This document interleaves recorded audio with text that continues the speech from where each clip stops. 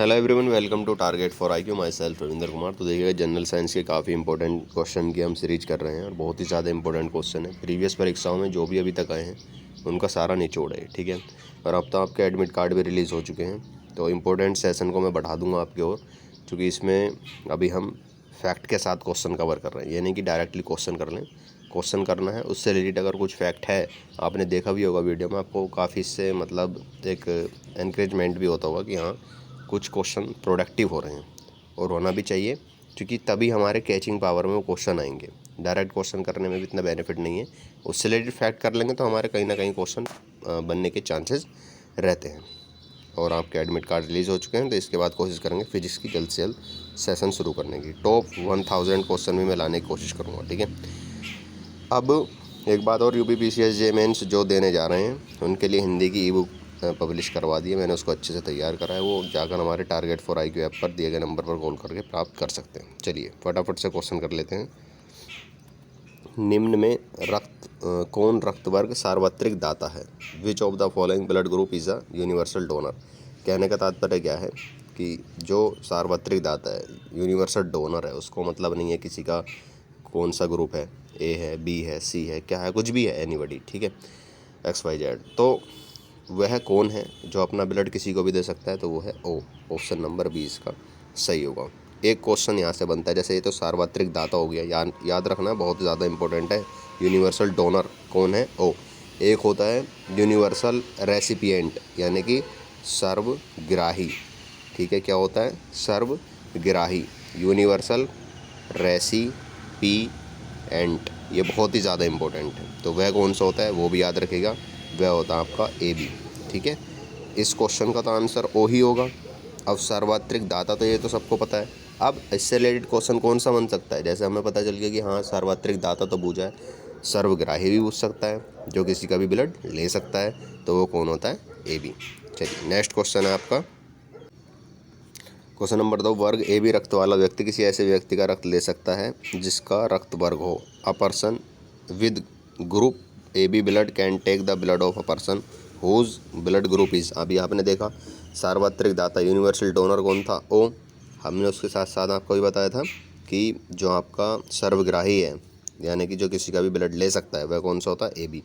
तो इसमें बोला है कि वर्ग AB वाला, मतलब जिसका AB ब्लड ग्रुप है, वह किसका रक्त ले सकता है? तो वो तो किसी का भी ले सकता है, एनी क्लास, ठीक है। Only A, only B, only AB।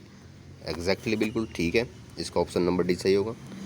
रक्त समूह की खोज की थी, तो रक्त समूह की खोज किसने की? डिस्कवर्ड द ब्लड ग्रुप, जो ब्लड ग्रुप है उसकी खोज की आपकी कार्ल लैंडस्टीनर ने, ठीक है। कार्ल लैंडस्टीनर, R नहीं लिखा गया। चलिए इतना आपको इस क्वेश्चन से याद रखना है। क्वेश्चन नंबर 4 है, RH कारक का नाम संबंधित है। The name of RH factor is related to. तो RH फैक्टर ये जनरली बंदर से, फ्रॉम मंकी से रिलेटेड है, आपको इतना याद रखना है, ठीक है। नेक्स्ट क्वेश्चन है आपका, रक्त का pH मान है। The pH value of blood is. तो रक्त का जो pH वैल्यू होता है वह होता है 7.4 होता है, ठीक है। और ये थोड़ा बेस होता है, मतलब थोड़ा क्षारीय होता है। अब याद रखिए, आपको पता ही होगा 7 पर जो होता है पैमाना होता है 0 से समथिंग नंबर तक, ठीक है। और इससे बढ़ते जाएंगे 7 से आगे, तो ये सब क्षारीय प्रवृत्ति के होंगे, और 7 से कम अम्लीय प्रवृत्ति के होते हैं। क्वेश्चन नंबर 6 है आपका, प्रतिजन वह पदार्थ है जो। प्रतिजन को बोलते हैं आपका antigen is the substance which. तो एंटीजन क्या है? एंटीजन आपका प्रतिपिंड के निर्माण को उद्दीप्त करता है। Stimulates the formation of antibodies, यानी कि जो एंटीबॉडीज़ होती हैं उनके निर्माण को यह इंक्रीज़ करता है, आप इस तरीके से कह सकते हैं, जो एंटीजन होता है। नेक्स्ट क्वेश्चन है आपका, निम्न में से एंटीजेंस की मूल विशेषता क्या है? विच of the following is a basic feature of antigens. तो एंटीजेंस क्या हैं, आखिरकार एंटीजेंस क्या करते हैं? तो ये इसमें आपका ऑप्शन होगा, ऑप्शन नंबर, हाँ, प्रतिरक्षा तंत्र को नष्ट करते हैं, सॉरी नष्ट नहीं करते, ये आपके ऑप्शन नंबर 20 में वे प्रतिरक्षियों यानी कि जो हमारे एंटीजेंस एंटीबॉडीज़ बनती हैं, ठीक है, उसके निर्माण को क्या करते हैं, प्रेरित करते हैं। The induce the formation of antibodies. तो एंटीजेंस क्या होते हैं, एंटीबॉडीज़ जो फॉर्मेशन होता है उसको इंड्यूस करते हैं, उसमें सहायता करते हैं उसके निर्माण में, ठीक है। चलिए क्वेश्चन नंबर नेक्स्ट देखते हैं।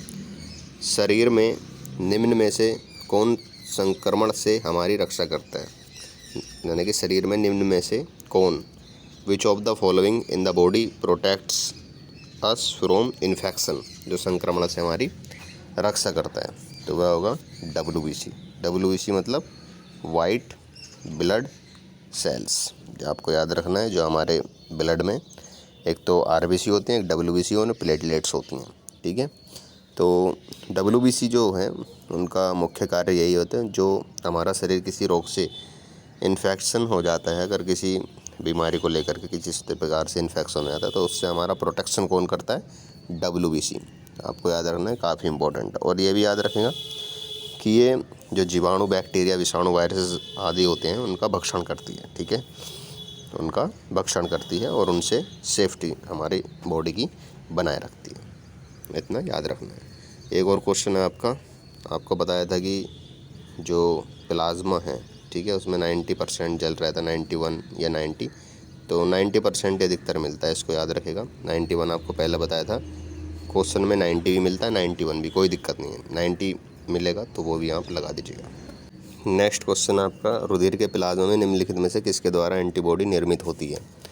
तो रुधिर का जो प्लाज्मा है हमारा, ठीक है, जो ब्लड का ही पार्ट है, उसमें antibodies are produced by which of the following in the plasma of blood में किसके द्वारा एंटीबॉडीज़ का निर्माण होता है, तो ये होता है लिम्फोसाइट, ठीक है, लिम्फोसाइट द्वारा होता है, ये भी आप याद रखेगा, काफ़ी इम्पोर्टेंट है। ये भी याद रखिएगा, लिम्फोसाइट्स जो आपका पार्ट होते हैं ना, वो आपका WBC का ही होते हैं, ठीक है, लिम्फोसाइट। चलिए नेक्स्ट क्वेश्चन है आपका, मनुष्य के शरीर के किस अंग में लिम्फोसाइट्स का निर्माण होता है, in which part of the human body are lymphocytes formed. तो जो लिम्फोसाइट्स बनती है वह कहाँ कहाँ बनती हैं, तो उपयुक्त दोनों विकल्प इसके सही होंगे, यानी कि तिल्ली यानी कि प्लीहा भी आप उसको बोलते हैं, और अस्थि मज्जा, बोन मैरो, ठीक है। In which part of human body are lymphocyte form, तो स्प्लिन और बोन मैरो दोनों ऑप्शन सही होंगे, ठीक है, इतना आप याद रखिएगा।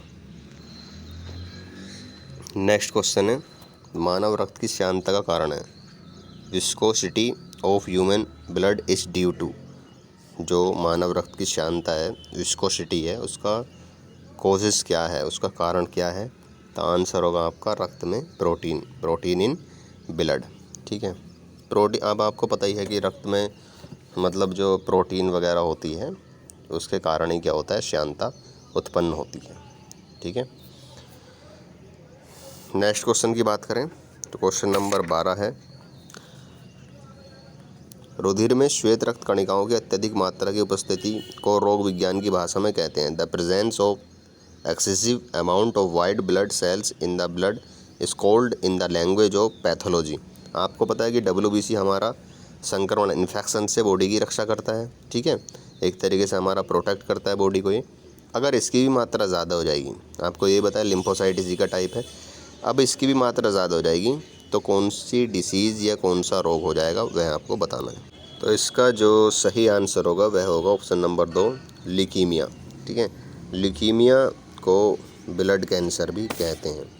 तो ये भी आप देख लेंगे, ये ऐसा होता है कि जो हमारी चीज़ प्रोटेक्ट कर रही है इन्फेक्शन वगैरह से, अगर उसकी ही मात्रा बढ़ जाएगी, WBC की ही मात्रा बढ़ जाएगी, तो क्या होने के खतरा है, ल्यूकीमिया या ब्लड कैंसर। पूछता है कि ब्लड कैंसर किसकी अधिकता के कारण होता है, ठीक है, ब्लड कैंसर तो जनरली बता देते हैं, ल्यूकीमिया शब्द इसके स्थान पर इसलिए प्रयोग किया जाता है, मतलब कॉम्पिटिटिव एग्ज़ाम की दृष्टि से, ताकि क्वेश्चन हार्ड बन सके। तो ब्लड कैंसर तो सभी को याद रखेगा, WBC की अधिकता से होगा, और ल्यूकीमिया भी याद रखेगा, दोनों एक ही बात है। नेक्स्ट क्वेश्चन है आपका, लाल रक्त कणिकाएं मुख्यतः बनती हैं, red blood cells are mainly formed in, जो लाल रक्त कणिकाएँ आपको पता ही होगा बोन मैरो में बनती हैं, अस्थि मज्जा में बनती हैं इन बोन मैरो। अगर यहाँ पर ब्लड होता तो आप वहाँ पर सिंपल आंसर देते, लेकिन ब्लड तो कोई भी लगा देगा कि ब्लड का पार्ट है, ब्लड में ही बनेगी, लेकिन बनती कहाँ है आपकी बोन मैरो, अस्थि मज्जा में। ब्लड का पार्ट बेशक है, ठीक है, ब्लड में तो मतलब अस्थि मज्जा क्या होता है ये समझिएगा, बोन मैरो क्या होता है, जैसे हड्डी होती है ना, हड्डी, ठीक है, हड्डी के अंदर, हड्डी में भी तो आसपास ब्लड ही होता है, उसके अंदर जो होती है ना वही होती है अस्थि मज्जा। तो बोन मैरो कहाँ बनती है आपकी, अस्थि मज्जा में, सॉरी लाल रक्त कणिकाएँ कहाँ बनती हैं, अस्थि मज्जा में, ठीक है, इतना आप याद रखिएगा। नेक्स्ट क्वेश्चन है प्लाज्मा में जल का प्रतिशत, तो ये तो 90% है। The percentage of water in plasma is 90 या 91%, इतना ही रहता है। नेक्स्ट क्वेश्चन है हृदय को रक्त का संभरण करने वाली धमनियाँ कहलाती हैं। The arteries that supply blood to the heart called is, तो ये भी क्वेश्चन इम्पोर्टेंट है आपका, ये होगा हृदय धमनियाँ, यानी कि ऑप्शन सी हार्ट आर्टरीज। अब इसमें थोड़ा सा याद रखिएगा, जो ये आर्टरीज होती हैं, धमनियाँ होती हैं, ये क्या होता है कि जो प्योर ब्लड है, ठीक है, उसका मतलब उसका ट्रांसफ़र करती हैं, ये आप याद रखेगा। एक क्वेश्चन और आपको बताया था, हृदय हमारा वो पूछता है कितने पार्ट्स में डिवाइड होता है, कितने चैम्बर्स में होता है, ये भी पीसीएस में भी आया है, यूपी पीसीएस में। तो ये सिंपल इसका आंसर होता है 4। जो हमारा हार्ट है वह 4 चैम्बर में डिवाइड होता है, इतना आप याद रखिएगा। क्वेश्चन नंबर 16 है रक्त का थक्का बनने में फाइब्रिनोजिन को फाइब्रिन के परिवर्तन में भाग लेने वाला एंजाइम है। The enzyme involved in the conversion of fibrinogen to fibrin in the formation of blood clot is, तो इसमें जो आपका सही आंसर होगा वह होगा ऑप्शन नंबर सी, यानी कि थ्रोम्बिन, ठीक है। थ्रोम्बिन क्या करता है कि जो रक्त का थक्का बनता है, ठीक है, उसमें जो फाइब्रोनिजिन नाम का प्रोटीन होता है उसे फाइब्रिन में कन्वर्ट करने का काम यह करता है, इतना आप याद रखेगा। और यह एंजाइम की भांति कार्य करता है, जो फाइब्रिन थ्रोम्बिन है एज अ एंजाइम ये कार्य करता है। चलिए नेक्स्ट है, नेक्स्ट क्वेश्चन आपका डब्ल्यूबीसी का बनना तथा आरबीसी का विनाश होता है। Formation of WBC and destruction of RBC takes place in, यानी कि जो डब्ल्यूबीसी बनती है और आरबीसी का विनाश किस जगह पर होता है, यह सीधा सीधा क्वेश्चन में पूछा गया है। तो ये होता है ऑप्शन नंबर बी, यानी कि स्प्लिन, प्लीहा इन द स्प्लिन। आपको ये भी पता होना चाहिए कि जो आपकी आरबीसी होती है ना, आरबीसी, उनका जीवन काल तो लगभग 120 दिन होता है, लेकिन डब्ल्यूबीसी का जो जीवन काल होता है ना वो 1 से 3 दिन इतना ही होता है, 2 से 3 दिन डब्ल्यूबीसी का। आरबीसी का कितना होता है, लगभग 120 दिन, ठीक है। और इसके बाद क्या हो जाता है, इनका डिस्ट्रक्शन हो जाता है, कहाँ पर, स्प्लिन यानी कि प्लीहा में डिस्ट्रक्शन हो जाता है। आपको इतना याद रखना है, काफ़ी इम्पोर्टेंट है। क्वेश्चन नंबर 18 है किस शारीरिक प्रक्रम में थ्रोम्बिन का संबंध है। जो थ्रोम्बिन है उसका संबंध किस में है, तो आपको पता ही है ब्लड क्लॉटिंग, अभी हमने देखा ही था, ठीक है, ब्लड क्लॉटिंग में इसका संबंध है, इम्पोर्टेंट है, याद रखिएगा। नेक्स्ट क्वेश्चन है आपका रक्त ग्लूकोज स्तर सामान्यतः व्यक्त किया जाता है। जो blood glucose level is generally expressed as, जो रक्त ग्लूकोज स्तर है वह किस तरीके से मापा जाता है, उसका सामान्यतः आपको यही बताना है कि किस तरीके से उसको मापते हैं। तो उसका मापते हैं हम मिलीग्राम प्रति डेसीलीटर, मिलीग्राम पर डेसीलीटर। एक और बात याद रखेगा आप, जैसे जो हमारा ब्लड है, ठीक है, उसमें जो ग्लूकोज होता है ना, ग्लूकोज C6H12O5, ये जो होता है आपका ग्लूकोज, तो उसके नियमन के लिए, मतलब उसको सुचारू रूप से चलाने के लिए अग्नाशय जो पैनक्रियाज होता है उससे आपका एक हार्मोन स्रावित होता है, जनरेटेड होता है, इंसुलिन। तो इंसुलिन जनरली मैं बताना चाह रहा हूँ किससे उसका फॉर्मेशन होता है, कहाँ पर फॉर्मेशन होता है, अग्नाशय पैनक्रियाज से। बहुत ही ज़्यादा इंपॉर्टेंट है ये क्वेश्चन, आप जनरली पूछा जाता है कि इंसुलिन जो हार्मोन है उसका स्राव कहाँ से होता है, तो अग्नाशय से या पैनक्रियाज से। क्वेश्चन नंबर 19 हो गया। क्वेश्चन नंबर 20 है आपका, इनमें से कोई किस देश के वैज्ञानिकों ने कृत्रिम रक्त बनाया था? ये थोड़ा टाइपिश गलत हो गया है। ये जनरली पूछा है, इनमें से किस देश के वैज्ञानिकों ने कृत्रिम रक्त बनाया था। ठीक है, तो बस इसको इतना याद रखिएगा, किस देश के वैज्ञानिकों ने आर्टिफिशियल ब्लड पहली बार बनाया था। बस क्वेश्चन में थोड़ा फॉल्ट है इसलिए, तो ये बनाया था ब्रिटेन, इतना आप याद रखिएगा। तो उम्मीद है आपको ये क्वेश्चन मतलब एक सिस्टमेटिक तरीके से पसंद आ रहे होंगे। तो वीडियो को लाइक करें, कमेंट शेयर ज़रूर करें, ताकि हम और भी अच्छे क्वेश्चन आपके लिए ला सकें। चलिए मिलते हैं नेक्स्ट वीडियो में, तब तक के लिए थैंक यू, जय हिंद।